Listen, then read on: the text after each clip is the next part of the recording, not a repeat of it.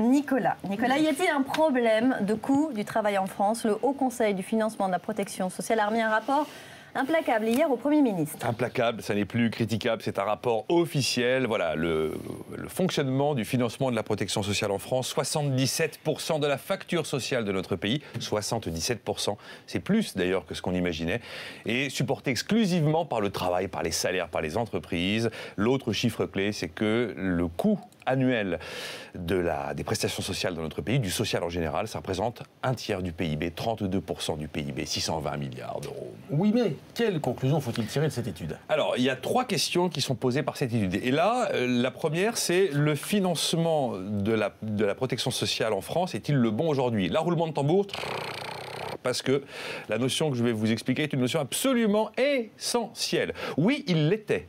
Il était convenable le financement puisque vous savez qu'aujourd'hui on a des cotisations sur nos salaires et on paye des impôts. En théorie, les cotisations payent une assurance santé, une assurance chômage et l'impôt paye la solidarité. Ça marchait tant que nous n'avions pas une protection sociale qui pour une grande partie d'entre elles était devenue complètement universelle. La CMU, le RSA, les allocations familiales, les allocations adultes handicapés et j'en passe. À partir du moment où une partie de la protection sociale est totalement universelle, cet aspect universel ne peut être payé que par l'impôt. Il ne peut plus être payé par les cotisations. Les cotisations payent mon assurance. Elles ne sont pas là pour payer la solidarité du pays. C'est l'impôt qui paye la solidarité du pays. C'est absolument essentiel. La deuxième question qui est posée, c'est mon niveau en France de dépenses publiques est-il soutenable à terme? Là, la réponse est évidemment non, mais le sujet n'est pas encore véritablement ouvert politiquement.